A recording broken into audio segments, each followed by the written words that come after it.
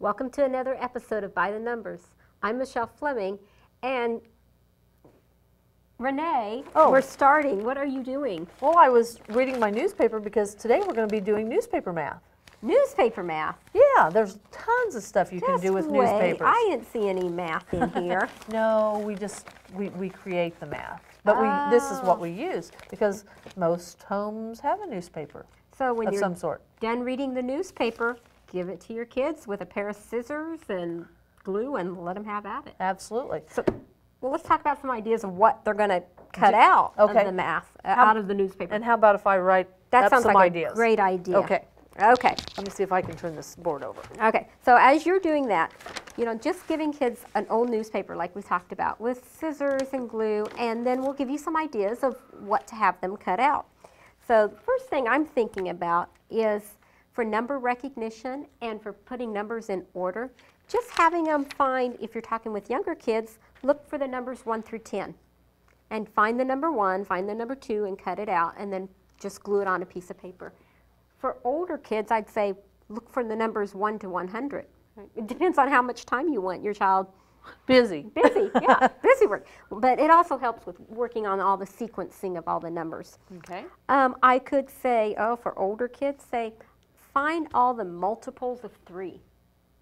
How do I do that? Like looking for 3, 6, 9, 12. If you know that they've been working on their multiplication facts of 3s or multiplication facts of 2s or 5s or so on. So we could be looking for multiples. Okay.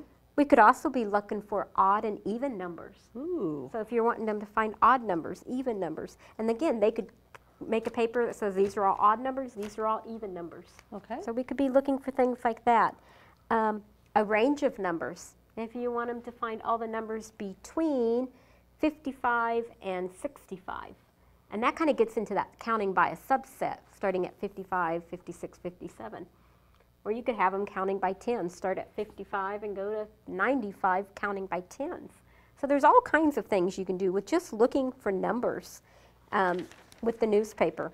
You know, another one we haven't talked a whole lot about, I mean, that's just working with numbers. Right. But what if we had them, I mean, there's ones where you can find grocery things and budgets, but let's save that for another time because that's a whole nother lesson. A whole nother topic. So can you think of other things that we could add to that as we're thinking about just how they can cut and paste and work with numbers from the newspaper? I think that's a good start to a list. I think probably parents could come up with a lot more ways. Well, you know, as you were saying that, I was just reading this about this guy's retirement age, and I thought to myself, it'd be real interesting if they would look through here for real world applications of when numbers are used in the real world. So not just working on skills, but looking at, my gosh, there's a lot of numbers in this newspaper and they use it to describe real world articles that they're writing about.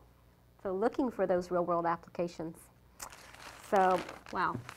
I think that should keep kids busy for a while.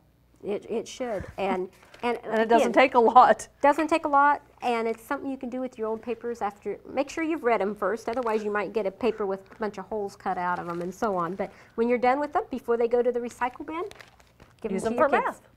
Okay. Well, thank you for joining us in another episode of By the Numbers. And you can find out more information on My Kids Turn.